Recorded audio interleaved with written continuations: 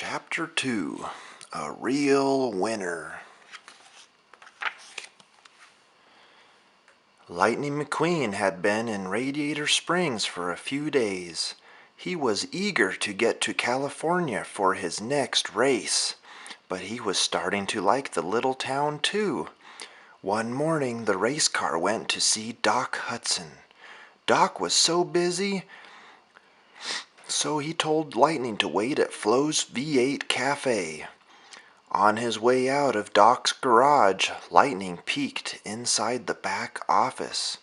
He saw a dirty old cup filled with tools.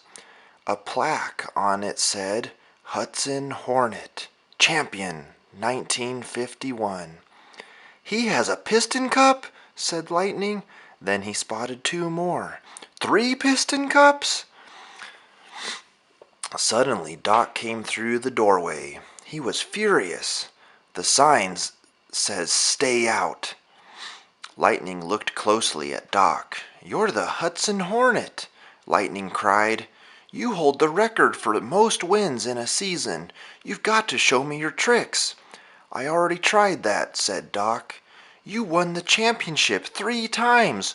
Look at those trophies," Lightning exclaimed.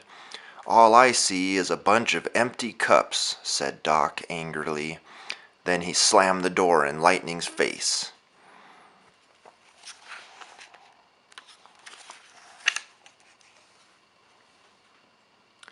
Lightning hurried over to Flo's. "Guys," he called out, "did you know Doc is a famous race car?" The other cars looked at each other. Then they burst out laughing.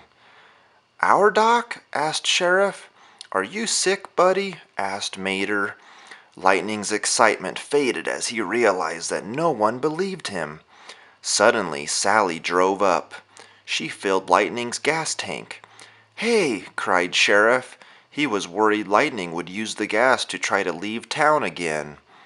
"It's okay, Sheriff," said Sally with a smile. "I trust him." She asked the race car to go for a drive with her. "Where are we going?" Lightning asked. "I don't know," answered Sally. Then she took off. Lightning chased after her. He wasn't used to racing just for fun.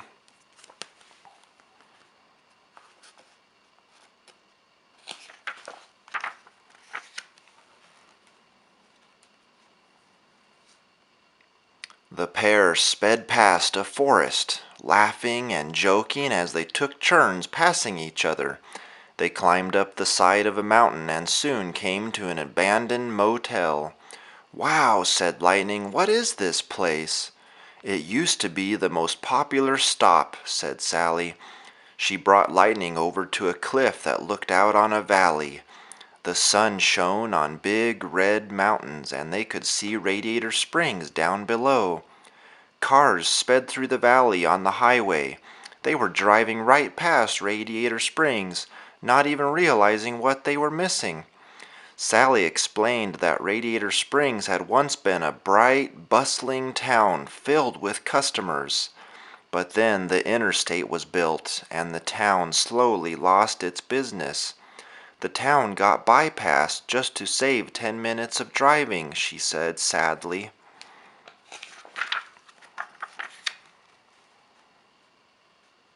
That afternoon, Lightning found Doc out on the old dirt track.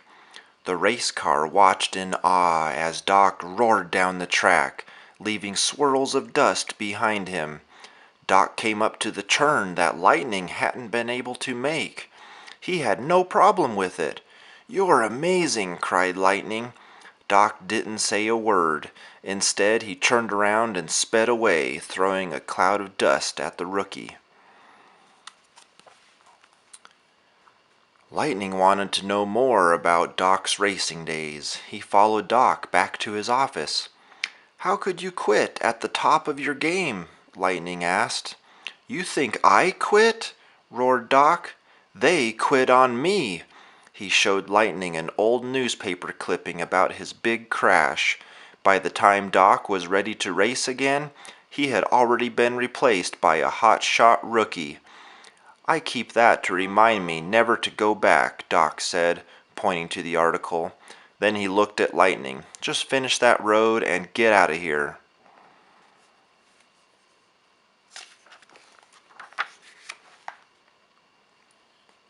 The next morning, the cars of Radiator Springs woke to find a road that was so slick and smooth it looked brand new.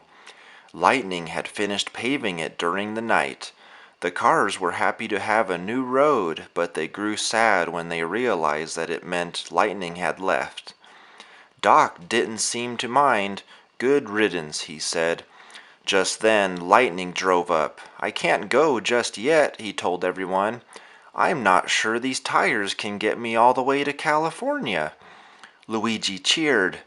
He took Lightning to his tire shop where the race car got 4 new tires. When Lightning was done at Luigi's, he visited the rest of the shops in town for fuel, stickers, and a fresh paint job. That night, the shops all turned on their signs and everyone came out to cruise up and down the new road. Radiator Springs was bright and lively again, just like it had been many years before. Lightning had worked with the other cars in town to surprise Sally. Sally was thrilled. "It's even better than I pictured it," she said to Lightning. "Thank you." Suddenly, a spotlight shone down on the race car. A helicopter circled overhead. "We have found Lightning McQueen!" shouted a voice from a loudspeaker.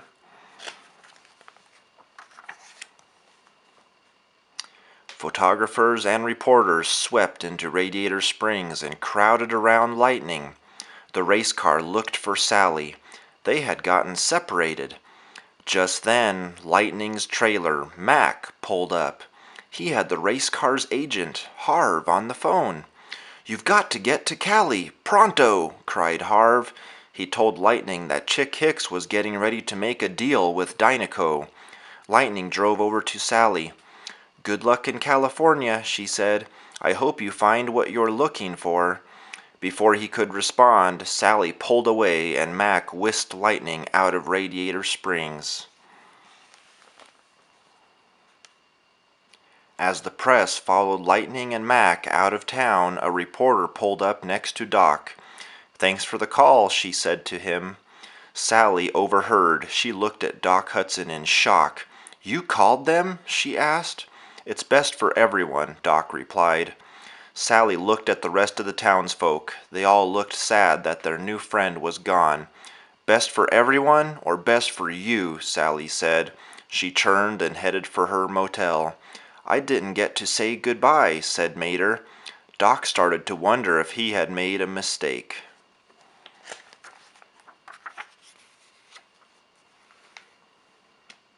The next day, Lightning hit the racetrack.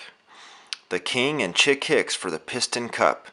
But he couldn't stop thinking about his friends in Radiator Springs. "Speed, I am speed," he said, trying to focus on the race, but he quickly fell behind. Suddenly, Doc's voice came over Lightning's radio. "I didn't come all this way to see you quit." Lightning saw Doc, Mater, and some of his new friends from Radiator Springs. They were working as his pit crew. "You can win this race with your eyes shut," said Doc. Lightning revved his engine and began to catch up to Chick and the King. But Chick was a mean racer. He bumped into Lightning. Just as Lightning was about to spin out, he remembered Doc's advice. Turn right to go left. He gave it a try. This time it worked. He took the lead.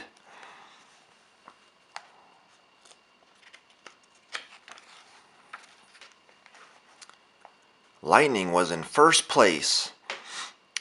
Chick and the King were fighting for second. Suddenly, Chick hit the King. The older car flipped across the track and crashed into the wall. Lightning was about to cross the finish line when he saw the crash on a big video screen.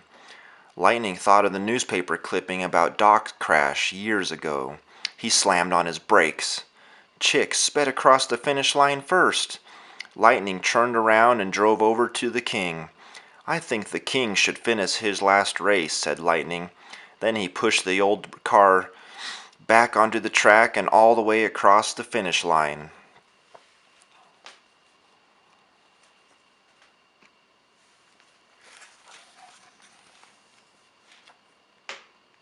The crowd booed Chick as he accepted his piston cup, but they broke out in cheers for Lightning and the king. "You've got a lot of stuff, kid," said Doc. Lightning was celebrating with his friends when Tex, the owner of Dynaco, came over to talk to him. "How would you like to be the new face of Dynaco?" asked Tex. A few days earlier, Lightning would have jumped at the chance, but now he turned down the offer. He had a sponsor and a pit crew that he liked.